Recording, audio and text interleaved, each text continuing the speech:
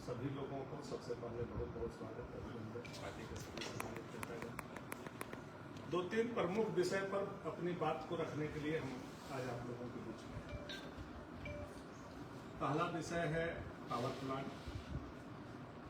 दूसरा विषय है जो यहाँ क्रेशर प्लांट है उसका कटिंग, तीसरा विषय है बंसीधर महोत्सव और चौथा विषय है क्षेत्र का। यही चार विषय पर हम अपनी प्रमुखता से बात करते हैं। जो जन सामान्य तक हम लोगों की बात आप लोगों के माध्यम से पहुंचे, इसके लिए यह प्रेस वार्ता हमने किया है। पहला चीज है पावर प्लांट। पावर प्लांट 2014 में अनंत प्रताप देव जी, हेमंत सोरेन जी, कामेश्वर बैठा जी, राजेंद्र सिंह जी के अगुवाई में हमारे घर के बगल में शिलान्यास किया। धोखा यहीं से शुरू हुआ। उस समय भी आप लोगों को याद होगा तो मैंने उसी समय जब पावर प्लांट का शिलान्यास हो रहा था इस विषय को उठाया था, पर्चा भी बांटा था। तो धोखा तो पावर प्लांट का इतना बड़ा शिलान्यास हुआ, इस शिलापट से धोखा है, यहीं से शुरू किया है अनंत प्रताप देव ने धोखा दिया। आप इसको पढ़िए, क्योंकि आजकल फेसबुक चलाने वाला बच्चा उस समय 10 साल का तो था, जब आज 14 साल के बाद 24 साल का हो गया, तो उसको नहीं पता है कि सच क्या है झूठ क्या है। भाजपा के लोग जान रहे हैं, जो समझदार लोग हैं जान रहे हैं, लेकिन जो ना समझ है, नया नौजवान है जो नहीं हकीकत को जानता है 2014 के घटना का, उसके लिए यह प्रमाण हम लेकर के आप लोगों के बीच में है। इसमें साफ साफ लिखा हुआ है कि पावर प्लांट का नहीं, पावर प्लांट के परिसर का शिलान्यास किया जाता है। उसी दिन से ये धोखा का विषय हम लोगों ने उठाने का काम किया कि ये धोखा है, ये छल है। और उसका सबसे बड़ा प्रमाण यह है कि जब भैया शंकर प्रताप देव विधायक हुआ करते थे, स्वर्ग में विराजमान है, उन्होंने भी इस क्षेत्र के साथ छल किया। जब जब चुनाव आता था, मुस्कैनी पहाड़ पर पटना से 4 गो लड़का को साइंस कॉलेज के ले आकर के टाई कोट पहना करके मुस्कैनी पहाड़ पर दूरबीन दे करके और 3 महीना के लिए खड़ा कर देते थे, वेतन देते थे और बोलते थे कि अगर बार शंकर प्रताप देव जी विधायक बनेंगे तो खाद का कारखाना भवनापुर में खुल जाएगा। वहीं से इस परिवार को धोखा देने का आदत है। दोबारा जब उनके पुत्र राजेंद्र प्रताप देव बड़े राजा विधायक बने, उन्होंने याद होगा कि चुनाव से पहले जगन्नाथ मिश्रा जी को भवनाथपुर प्रखंड के खैरवा गांव बुला करके और सोन डैम का शिलान्यास किया और उन्हीं के छोटे भाई अनंत प्रताप देव जी ने चुनाव से 4 महीना पहले पावर प्लांट का शिलान्यास किया। ये प्रमाण है, ये मैं कोई अपने से जोड़ करके नहीं कह रहा हूं। मैं उस समय पैदा भी नहीं हुआ था, उस समय राजनीति में भी नहीं था। हकीकत यही, तीनों लोगों ने लगातार, उनके पिताजी ने, उनके बड़े भाई ने और वर्तमान विधायक लगातार इस क्षेत्र के जनता से छल कपट किया। अब अनंत प्रताप देव जी बार बार ये बात को आप लोगों के बीच में दोहराते होंगे, तो आज जो नया पत्रकार है वो भी नहीं जानते हैं, नया समाज के लोग भी नहीं जानते हैं। बोलते हैं कि हमारे पिताजी ने एशिया का सबसे बड़ा क्रेशर प्लांट बैठा है। आप चले जाइए, मेरी बात को नहीं मानिए, आप चले जाइए सेल में और पूछिए कि सेल का जमीन का अधिग्रहण कौन ईस्वी में शुरू। आप चले जाइएगा सेल से, आज आरटीआई करके आप मान सकते हैं सेल के जमीन का अधिग्रहण जो है 1967 ईस्वी में, 68 ईस्वी में प्रारंभ हुआ। और सबको पता है कि 1967-68 में लाल हेमंत प्रताप देहाती इस क्षेत्र के विधायक, 2.5 साल में कर्पूरी जी की सरकार चली गई। भैया शंकर प्रताप देव आते हैं और उनके समय में ये क्रेशर प्लांट का शिलान्यास होता है। लेकिन जमीन का अधिग्रहण हमारे पिता लाल हेमंत प्रताप देहाती के समय में ही प्रारंभ किया गया था। यह जितने बुजुर्ग हैं आप जाकर के इसको पता कर सकते हैं। ये बात को मैं इसलिए बोल रहा हूं कि वो लोग बार बार झूठ बोल करके झूठ को सच का पहाड़ खड़ा करना चाहता है, इसलिए ये इतिहास के बात मैंने आप लोगों को बताने का कहा। इनके पिताजी ने झूठ बोला, इनके बड़े भाई ने झूठा शिलान्यास किया और फिर अनंत प्रताप देव ने झूठा शिलान्यास किया, जिसका प्रमाण ये है कि पावर प्लांट को बोल करके पावर प्लांट के परिसर का शिलान्यास। चलिए वोट का मामला था, उन्होंने शिलान्यास कर दिया। इन लोगों का खानदानी झूठ बोलने का आदत है। जब जनता उनके बात में गुमराह नहीं हुई, जनता ने हमको जिताया, तो आपको मैं बताना चाहता हूं कि ये है फरवरी 2016 में विधानसभा में मैंने प्रश्न था कि पावर प्लांट का शिलान्यास किया गया है, उसका क्या स्थिति है। ये 2016 का है जिसका बात ये लोग कर रहे हैं। मैं ये प्रमाण के तौर पर आप लोगों के बीच में लाया हूं। 16 में ही सरकार का जवाब आया है कि वहां जो है भवनाथपुर साइट के संदर्भ में जल स्रोत का कमी बताया जा रहा है, संशय बताया जा रहा है। इसका विस्तृत समीक्षा करने के लिए कमेटी बनेगी। ये 2016 माने जल स्रोत नहीं है, कोल माइंस नहीं है, इंफ्रास्ट्रक्चर जो होना चाहिए पावर प्लांट के लिए, ये मेरा नहीं है। उस समय भाजपा की सरकार थी, अनंत प्रताप देव भाजपा में थे, उन्हीं के समय का जवाब है सरकार। अब फिर 2016 में हम 7वां महीना में फिर प्रश्न हमने किया, उन्होंने फिर उसी जवाब को रिपीट किया कि वहां जो है जमीन का खान भूतत्व विभाग रिपोर्ट पर आधारित पर्यावरण जल स्रोत यानी पानी का व्यवस्था, पहुंच का, स्ट्रक्चर का इशू पर संशय व्यक्त किया है। ये 2016 का संशय व्यक्त किया है। उक्त क्रम में वैकल्पिक स्थान पर भी विचार किया जाए। ये सरकार का जवाब है। जब अनंत प्रताप देव जी भाजपा में थे, उसी समय में, उस समय भाजपा में गया भी नहीं। 2017 में रिपोर्ट आया। चूंकि हम लोग शुरू से इस बात को जान रहे थे कि पावर प्लांट के लिए जो उपयुक्त जगह होना चाहिए, कोल माइंस होना चाहिए, पानी होना चाहिए, वो व्यवस्था यहाँ नहीं है। ये जबरदस्ती वोट लेने के लिए यहाँ पावर प्लांट का शिलान्यास किया गया। डे 1 से मैं इस बात को बोल रहा था। चूंकि आप लोग जानते हैं, सारे लोग पढ़े लिखे हैं, पत्रकार हैं, पावर प्लांट वहीं बनता है। आप चले जाइए, पूरा सोनभद्र से लेकर के सिंगरौली से लेकर के उस क्षेत्र में पावर प्लांट बना है जहां कोयला बगल में है और पानी बगल में। अब भवनाथपुर में न कोयला है न पानी। तो ये तो जानबूझ करके जनता को धोखा देने के लिए उसी समय इन्होंने शिलान्यास किया। इसी विषय को मैं डे 1 से 2014 से लेकर के आज तक अपने विषय पर मैं कायम, और इसीलिए हम लोगों ने सीमेंट फैक्ट्री की बात कही, इसीलिए हम लोगों ने इंडस्ट्रियल कॉरिडोर की बात कही, उस पर लड़ाई लड़ा सदन में। आप लोग इसके सारे लोग साक्षी।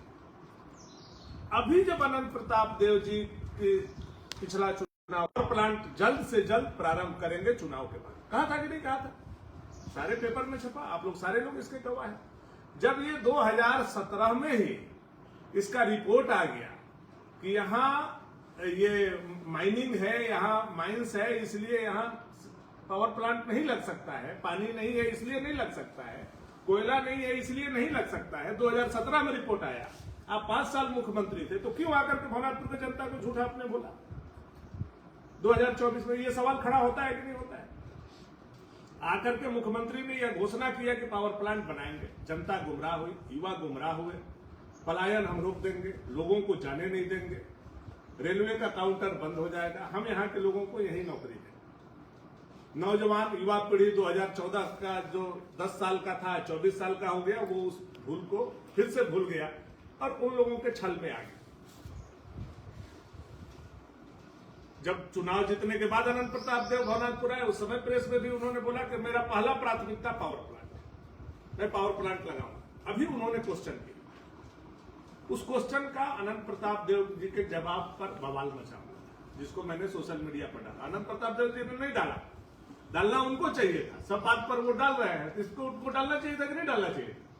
उन्होंने इसको छुपाया, चूंकि इसमें सरकार ने उनका पोल खोल दिया। उसने कह दिया कि रिपोर्ट आया, रिपोर्ट में वहां किसी भी आधार पर पावर प्लांट नहीं लग सकता है। साफ साफ लिखा है इसमें कि मिनरल बेरिंग एरिया होने की वजह से अनुपयुक्त घोषित कर दिया गया और वहां यह परियोजना नहीं लग सकती। ये 2017 का रिपोर्ट आया, खत्म हो गया। उसके बाद भी लगातार इन लोगों के द्वारा झूठ बोला। अभी भी वो लोग झूठ बोल रहे हैं अपने लोगों से, अपने दलालों से, अपने चमचों से झूठ बोलवा रहे हैं कि पावर प्लांट लगेगा। सबसे पहले तो विधायक को यह बताना चाहिए आकर के जनता के बीच में कि उन्होंने ये क्वेश्चन किया कि नहीं किया, और ये जवाब आया कि नहीं आया। आया तो उनको जनता को बताना चाहिए कि नहीं बताना चाहिए कि ये जवाब आया है, सही है, गलत है, क्या हो रहा है। तो वो अपने दलाल और चमचों को लगा करके प्रेस कॉन्फ्रेंस करा रहे हैं कि पावर प्लांट लगेगा। मुझे जहां तक जानकारी है, जब ये जवाब आया तो अनंत प्रताप देव जी व्यक्तिगत रूप से मुख्यमंत्री से मिलने गए और मुख्यमंत्री के चैम्बर में बंद करके हुचुक के रोने लगे, हुचुक के रो रहे थे। वहां के प्रत्यक्षदर्शी, चूंकि हम लोगों के भी तो मित्र हैं, ठीक है, राजनीतिक अलग अलग है, लेकिन बहुत सारे मित्र हैं जो सीएम के अगल बगल रहते हैं। उन लोगों ने कहा कि आपका विधायक हुचुक के रोने लगा और पैर पकड़ लिया मुख्यमंत्री का, कहा कि बताइए आपने पावर प्लांट को कैंसिल कर दिया, अब हम लोग कैसे मुंह दिखाएंगे, कैसे जाएंगे क्षेत्र में, हम तो मर जाएंगे, हम तो सल्फास खा लेंगे। ऐसा स्थिति राजा का हो गया। तो हेमंत सोरेन जी ने यही कहा, ठीक है राजा जी, हम देखते हैं 2029 के चुनाव से पहले कुछ न कुछ चीज का हम शिलान्यास करें। अब सोचिए किस तरह से यहां के जनता को इन लोगों ने गुमराह करने का इस विषय पर, लगातार जनता को पावर प्लांट के नाम पर यहां भवनाथपुर को इन लोगों ने ठगने का।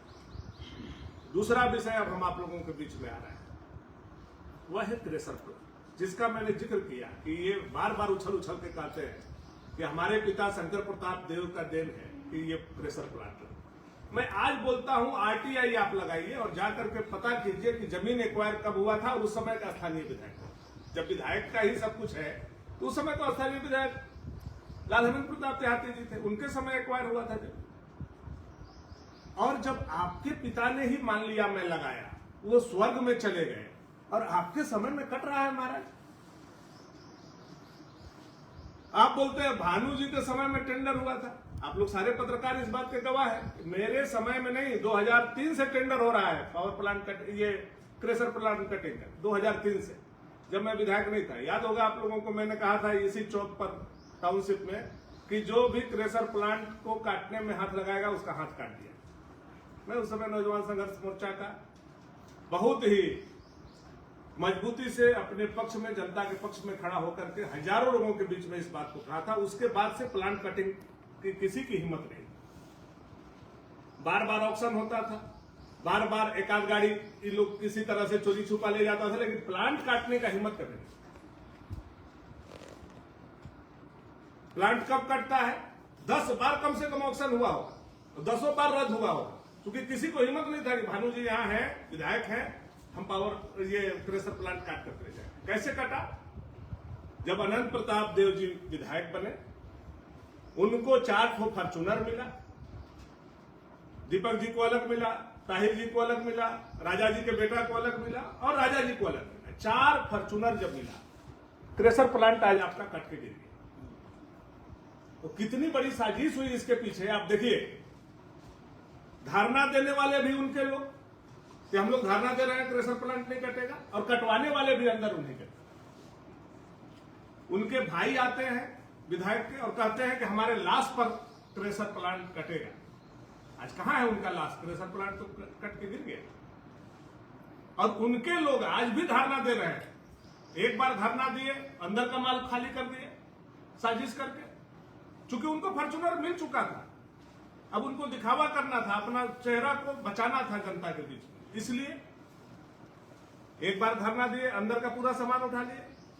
जब उन लोगों को अपना हिला मिला लिए, अपना खा पी लिया, जितना पेट था उन लोगों का भर गया, तो दूसरा ग्रुप को ले आकर के धरना पर बैठा दिया। और जो बचा खुचा था क्रेशर प्लांट, आपका प्लांट का खोखा जो बचा हुआ था, उसको भी काट करके लोगों ने गिरा दिया। आज हम लोग देखते हैं तो आज हम लोगों के आंख में आंसू आ जाता है, आह लगता है हम लोगों को, एकदम लगता है कि कहां है हम लोग। पीड़ा होती है हम लोगों को, दर्द होता है अंदर से कि जिस चीज को 2003 से लेकर के 2025 तक हम लोगों ने बचाने का काम किया, आज ऐसे आताताई लोगों के हाथ में जनता ने जनादेश दे दिया कि उन लोगों के मिली भगत से धारणा भी वही लोग दे रहे हैं, कटवा भी वही लोग रहे हैं फॉर्चूनर लेकर के, और जनता जो है आज ठगा हुआ महसूस है। जनता के पास कोई विकल्प नहीं, मायूस है जनता, न बोल पा रही है। इसलिए नहीं बोल पा रही है कि भानु जी को हमने हराया।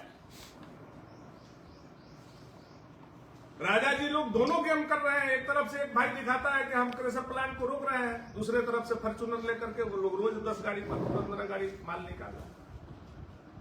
तो ये दोहरा चरित्र उनका सामने जनता के बीच में आना चाहिए। बोलते हैं ये तो भानु जी जब विधायक थे उसी समय टेंडर हुआ था। अरे भाई, भानु जी के विधायकी में 10 बार टेंडर हुआ, लेकिन कोई माइका लाल का हिम्मत नहीं हुआ कि क्रेशर प्लांट को काट दे। आज भी मैं विधायक रहता, कोई माइका लाल का हिम्मत नहीं है कि क्रेशर प्लांट काट दे। ये आप लोगों की दोगली नीति के चलते काटा जा रहा है। एक तरफ धरना दे रहा है सामने से ताकि अंदर कोई नहीं जाए, कोई विरोध नहीं करे, विरोध में भी हमारा नाम लिखा जाए और माल भी हम कमा करके निकले। अब ये जनता को जानने का, समझने का ये बात है। इसलिए मैं ये प्रेस कॉन्फ्रेंस के माध्यम से, आप लोगों के माध्यम से जनता तक ये बात पहुंचाना चाहता हूँ। इसमें जो मैं आप लोगों के बीच में बताने आया हूँ वह है बंसीधर महोत्सव। ये बहुत बड़ा विषय अभी आज के डेट में हुआ आप लोगों के बीच में। आप लोगों ने देखा कि बंसीधर महोत्सव कैसे हुआ, इससे पिछले बार कैसे हुआ और फिर आज कैसे। इसको 2-3 परिप्रेक्ष्य में हम आप लोगों को बताना चाहते हैं। 2017 से इसका शुरुआत होता है। माननीय मुख्यमंत्री प्रधानमंत्री जी के निर्देश पर रघुवर दास जी के समय में बंसीधर महोत्सव प्रारंभ हुआ। बड़े ही धूमधाम से पक्ष विपक्ष सारे राजनीतिक दल के लोगों को लेकर के यह कार्यक्रम किया गया। आप लोग को याद होगा तो आप लोग याद कीजिए, 2017 में अनंत प्रताप देव भी मंच पर थे, भानु प्रताप शाही भी थे, रामचंद्र केसरी जी भी थे। इस क्षेत्र के नहीं, गढ़वा जिला, पूरे पलामू प्रमंडल के जितने भी राजनीतिक व्यक्ति थे, सारे लोग, सारे दल पार्टी के लोग थे और कितना धूमधाम से वो कार्यक्रम का शुभारंभ 2018 में हुआ। वो भी धूमधाम से हुआ। उसी समय आपको याद होगा कि उसी में ये जो मुख्यमंत्री आकर के बोल रहे थे कि हमने पानी का व्यवस्था किया, दारीदा पाइपलाइन लगा करके अब मैं पानी देने वाला हूं। कितना बेशर्म मुख्यमंत्री, कितना झूठ बोल करके चले गए। मुझे तो समझ में नहीं आता है, एक मुख्यमंत्री लाखों जनता, करोड़ों जनता का जो प्रतिनिधि होता है वो भी इतना झूठ बोलता है। सब लोगों को वह दिन याद होगा कि 2018 के बंसीधर महोत्सव में रघुवर दास जी आए और उन्होंने जो 1265 करोड़ रुपया के लागत से सोन कन्हर पाइपलाइन सिंचाई योजना था उसका शिलान्यास किए वही बंसीधर महोत्सव में। और उसको भी मुख्यमंत्री आकर के अबर बरसरी लेके चले गए कि मैं पानी देने वाला हूं। पला मैंने बिजली दिया, जिसको आकर के रघुवर दास जी ने पावर ग्रिड बनाया उसको श्री लेके चले। खैर उस बात पे मैं नहीं जाना चाहता हूं। मैं ये कहना चाह रहा हूं कि जो बंसीधर महोत्सव 2017 में हुआ, 2018 में हुआ, यादगार हुआ, ऐतिहासिक हुआ। सारे दल, सारे पत्रकार, सारे प्रशासनिक, सारे राजनीतिक दल, सब लोगों को मान सम्मान प्रतिष्ठा के साथ, हर्षोल्लास के साथ बंसीधर का महत्व बढ़ा।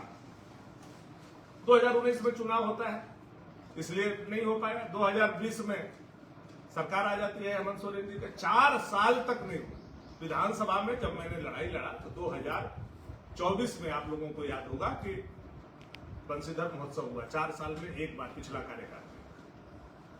चूंकि सर्वे सर्वा इनका मिथिलेश ठाकुर थे, मिथिलेश ठाकुर जी ने उसको हाईजैक कर लिया, अनंत प्रताप देव जी को अपना पिछला गुरु बना करके।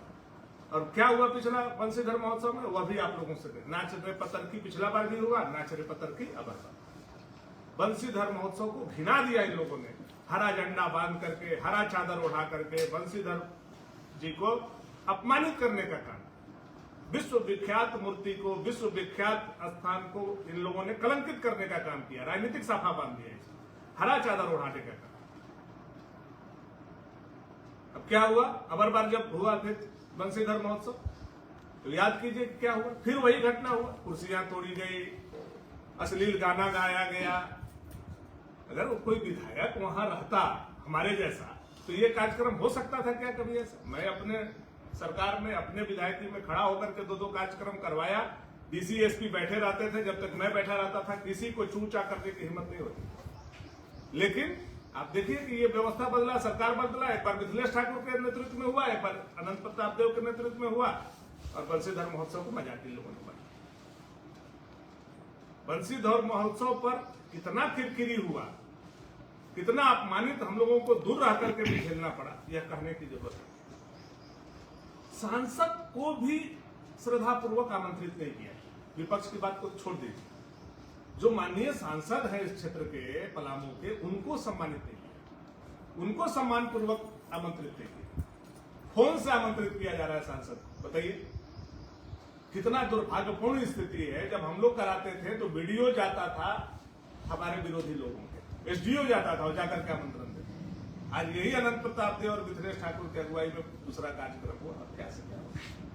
आप याद कीजिए कि पहले जब भी रघुवर दास जी की सरकार रही, कोई भी राजकीय कार्यक्रम होता था तो पलामू प्रमंडल के जो मंत्री होते थे उनको सम्मान पूर्वक, श्रद्धा पूर्वक कार्यक्रम में बुलाया गया।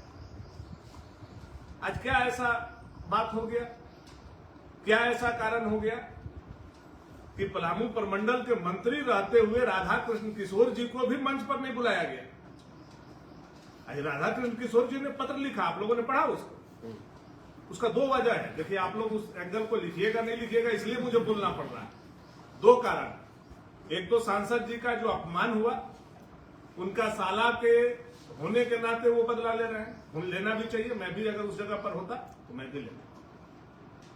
सांसद का अपमान जो मिथिलेश ठाकुर और अनंत प्रताप देव और जो जिला प्रशासन हेमंत सोरेन जी ने किया है, उसका अपमान का बदला लेने के लिए उन्होंने वो पत्र लिखा, मैं जहां तक समझता हूं। दूसरा कारण यह है कि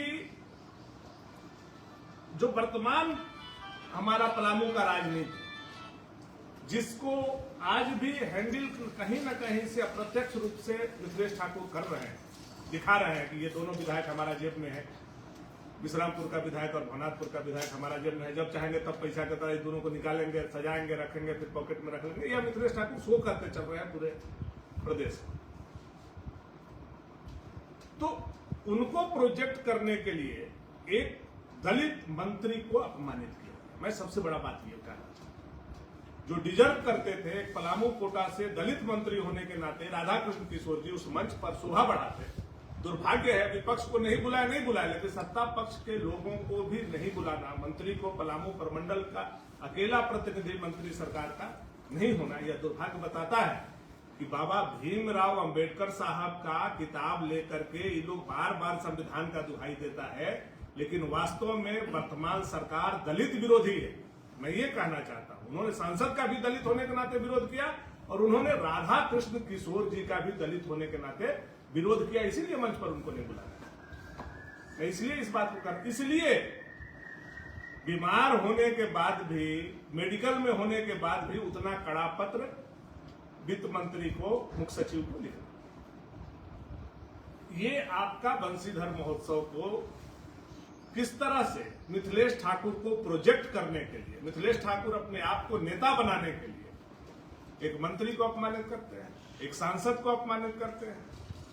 और इन लोगों का क्या हुआ, जो विधायक लोगों का है वो तो आप लोगों से छुपा हुआ है। दोनों विधायकों को जिस तरह से मिथिलेश ठाकुर आज ट्रीट करते चल रहे हैं, अभी कुछ लोग विश्रामपुर से हमको फोन करके बता रहे थे कि हम लोग गए थे गढ़वा में, तो मिथिलेश जी ने कहा कह रहे ये दोनों विधायक को जो बोलेंगे सो करेंगे, कहेंगे रात को खड़ा रहो तो खड़ा रहेगा, कहेंगे बैठ जाओ तो बैठ जाएगा, कहेंगे लेट जाओ तो लेट जाओ। हमारे बिना वो लोग गढ़वा पार नहीं हो सकता है, हमारे बिना वो लोग गढ़वा नहीं आ सकता है।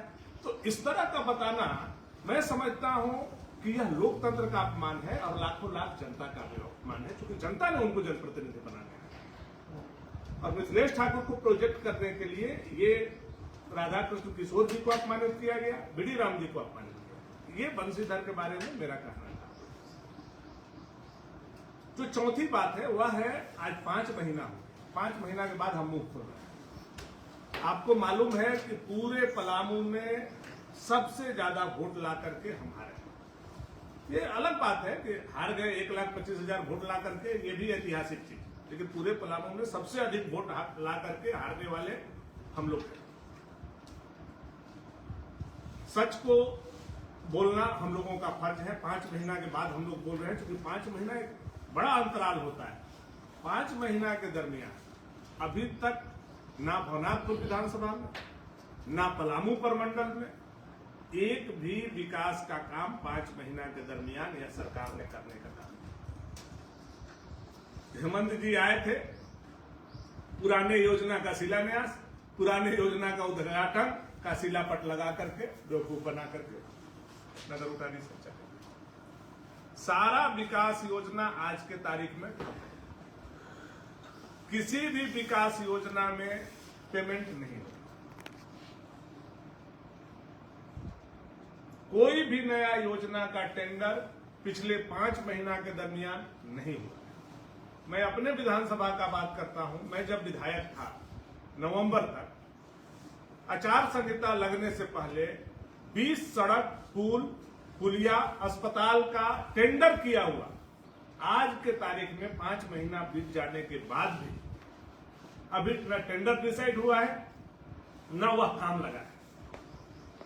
20 से अधिक योजना है, मैं लिस्ट आप लोगों को दे सकता हूं जो टेंडर हो चुका है, और 20 से अधिक ऐसी योजनाएं हैं जिसका टेक्निकल सेक्शन प्रशासनिक स्वीकृति हो जाने के बाद आवंटन के प्रत्याशा में वो टेंडर, यानी 40 से 50 हमारे विधानसभा का ऐसा विकास का योजना है जिसका शिलान्यास का नारियल फोड़ते फोड़ते अनंत प्रताप देव का 5 साल बीत जाएगा, लेकिन अभी उसमें भी इन लोगों ने काम नहीं किया। विकास योजना पूरी तरह से ठप है, मजदूर पलायन कर रहे हैं, मजदूर को मजदूरी का करने का अवसर नहीं प्राप्त हो रहा है। ये वर्तमान स्थिति झारखंड में, हमारे क्षेत्र में और पूरे पलामू प्रखंड। ये 4 विषय प्रमुख रूप से मैं कहना चाहता था।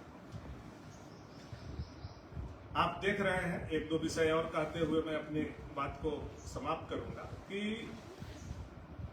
पहला बार ऐसा हुआ होगा कि आप गलत कर रहे हैं, विपक्ष के द्वारा आपका पुतला जलाया गया, लेकिन सरकार सत्ता पक्ष के द्वारा विपक्ष के विधायक का, पूर्व विधायक का पुतला जलाया गया। पहला घटना आप लोग देखो, भले आप लोग नहीं छापिएगा क्योंकि आप लोग को भी अभी डर होगा कि भाई भानु जी अब विधायक नहीं है, अब दूसरा कोई विधायक है, उल्टा पलटा छाप देंगे तो हम लोगों को ऐसा नहीं कि कुछ ये लोग परेशान करेंगे। लेकिन आप लोगों ने पहले 25 साल में ऐसा देखा है क्या कि कभी पूर्व विधायक का जो बात उठाने पर उसका पुतला था?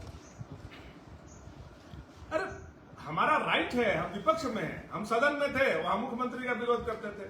आज सदन में नहीं है, सदन से बाहर है, आज सरकार का विरोध करें। जहां आपकी गलत नीति आएगी वहां हम विरोध करेंगे।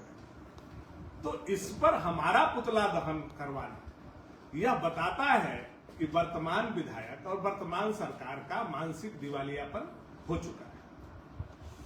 और मैं तो ये कहूंगा कि उन लोगों को इतना जल्दी, अभी इतना छोटा है, हमको तो लगता है 20-25 लोग जाकर के पुतला दहन किए, अभी तो हजारों लोग सड़क पर निकलना बाकी है, हजारों आंदोलन अभी तक बाकी है।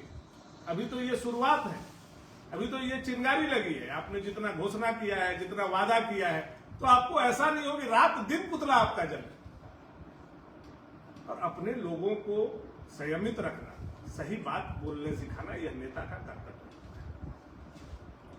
जिस तरह से उनके कार्यकर्ता उदंड होकर के गाली गलौज किए, आप लोगों ने सुना होगा, आप लोगों ने वीडियो भी देखा होगा, तो मुझे तो आश्चर्य होता है कि एक नेता अपने कार्यकर्ता को आगे बढ़ाने के लिए उसमें तमाम शिष्टाचार और राजनीतिक का गुण भरता है, लेकिन राज परिवार गढ़ के लोग यह नहीं चाहते हैं कि कोई भी नेता अच्छा बने, तो उनको अपराधी बना दो, उनको गाली देने सिखाओ। अब मुझे उन्होंने गाली दिया, दिलवाया। मान लीजिए रिश्ता के हिसाब से हम अनंत जी के छोटे भाई, अगर कोई मुझे गाली देता है तो हमारा बड़ा भाई उससे बच जा रहा है क्या? अगर रिश्ता के हिसाब से कोई मुझे गाली देता है तो मुझसे पहले अनंत प्रताप देव जी को वह गाली दे रहा है। मैं यही बात उससे पूछने का काम किया।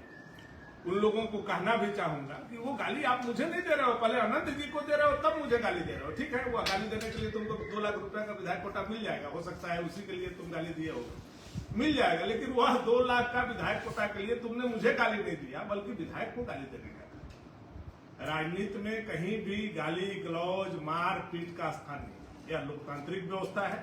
आप जीते हैं, आपसे सवाल किया जाएगा, आप भागिए मत, पावर प्लांट पर जवाब दीजिए, क्रेशर कटिंग का जिम्मेवारी उठाइए।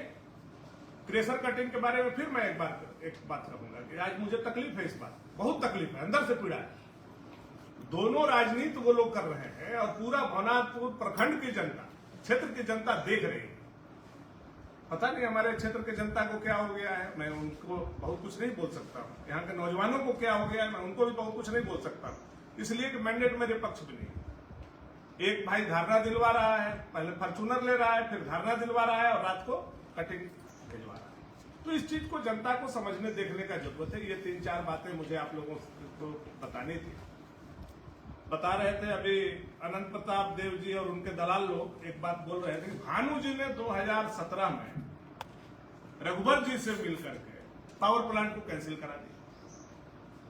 अब मुझे तो बड़ा आश्चर्य हो रहा है, 2017 में रघुवर जी बंसीधर महोत्सव में आए थे, आप लोग पत्रकार रहिए थे, ऐसा नहीं था कि रघुवर जी हमारे घर चाय पीने आए थे कि अनंत प्रताप देव के आए थे?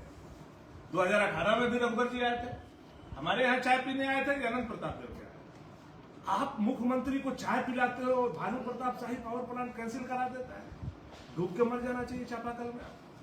अगर कहीं जगह नहीं मिल रहा है तो डूब के मर जाना चाहिए, ऐसा बात बोलने से पहले। चापाकल में मान रहे हैं गर्मी है, कहीं तालाब उलाब में नदी नाला में पाएंगे, चापाकल में डूब के मर जाए। यार इतना मत झूठ बोलो यार। भानु प्रताप शाही ने भवनाथपुर को सजाने का काम किया है, कभी बिखरने का काम नहीं किया। और आज मैं होता, मेरी सरकार होती, तो आपको मैं विश्वास के साथ कह रहा हूं, अबर बार अगर भाजपा की सरकार होती, मैं होता, तो निश्चित तौर पर यहाँ इंडस्ट्रियल कॉरिडोर के लिए, निश्चित तौर पर उद्योग की स्थापना के लिए कोई माई का लाल यहाँ नहीं रोक सकता। आज दुर्भाग्य है कि हम भी नहीं है, हमारी सरकार, और बगैर राज्य सरकार के सहयोग से केंद्र से सीधे सीधे कोई काम भी नहीं होता है। यह सारे जानकार लोगों का है। लेकिन ये लोग अब बिना पढ़ा लिखा टाइप का बात करता है, बोलता है मोदी जी से काहे नहीं करवा देते। अब मोदी जी आकर डायरेक्ट तो नहीं लगा सकते, राज को बोलेंगे, राज आकर के लगाएगा, राज्य सरकार केंद्र से आग्रह करेगा, केंद्र के लोग आएंगे, राज्य के लोग मिलेंगे, तब जाकर कोई उद्योग का स्थापना। सबसे पहला इनिशिएटिव सरकार को लेना है, राज्य सरकार। मैं यही आप लोगों के बीच में कहने आया था कि सारी बातें क्लियर कट जनता के बीच में जाएगी। और अभी तो ये शुरुआत है, मई तक का हम लोगों ने समय दिया है। अभी सरकार का हनीमून पीरियड चल रहा है, इनका हनीमून पीरियड 6 महीना में खत्म हो जाएगा। उसके बाद देखिए ना, चाहे वो महिया योजना हो चाहे वो सैया योजना हो, इतना घेरेंगे हम लोग ना, ये सरकार को कहीं से भी निकलने का कोई जगह नहीं बचे। ये मैं निश्चित तौर पर आप लोगों के माध्यम से कहना चाहता हूँ। आप सभी लोग यहाँ आए, बहुत बहुत धन्यवाद। आप लोग अगर कुछ पूछना चाहते हो जानकारी के लिए तो मैं आप लोगों को एक सवाल से पूछना चाहेंगे, अभी अबू आवास को लेकर के पैसा नहीं डाला रहा। देखिए, हम तो मई के बाद इन सब विषयों को, चूंकि ये ज्वलंत विषय था इसलिए मैं बोलना चाह रहा था। अबू आवास के बारे में मैं 2 सवाल कर रहा हूँ सरकार से, और आप लोग विधायक के माध्यम से सरकार से पूछें, क्या अभी तक पूरे झारखंड में किसी भी अबू आवास का फाइनल का पैसा आया? एक भी अबू आवास नहीं है, एक भी अबू आवास का फाइनल सेटलमेंट का पैसा नहीं आया कि अबू आवास ये क्लियर। मैं चुनौती के साथ कहता हूं, हम लोग प्रधानमंत्री आवास देते हैं तो गृह प्रवेश कराते हैं। हेमंत सोरेन एक भी अबू आवास में गृह प्रवेश करवाते हैं, एक भी अबू आवास, केवल दलाल के लिए यह आवास बना। दूसरा, अभी जो प्रधानमंत्री आवास योजना आया है, वीडियो को ऊपर से दबाव दिया जा रहा है कि जो अबू आवास के सूची है उसको प्रधानमंत्री आवास में जोड़ो। यह आप लोगों को मैं नया जानकारी देना चाहता हूं। प्रधानमंत्री आवास में चूंकि अबू आवास में मुखिया लोग पैसा ले लिया है, अबू आवास में वीडियो पैसा ले लिया है, अबू आवास में सरकार के मंत्री तक पैसा पहुंचा है, अब सूची बन करके तैयार है, उसको अबू आवास के फंड नहीं है, आप बनाना नहीं चाहते हैं, तो उसको कह रहा है ये लोग कि ये अबू आवास उठा करके प्रधानमंत्री में सेट, यानी प्रधानमंत्री आवास जो हम पैसा खाए हैं उसका पैसा प्रधानमंत्री आवास से सेटलमेंट। तो ये जो हो रहा है इसका भी पुरजोर आंदोलन हम लोग इसके बाद करेंगे, ये हम लोगों के संज्ञान में है।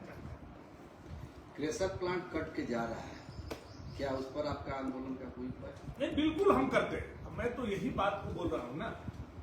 अब दीपक आए, बोले कि मेरे लाश पर जाए।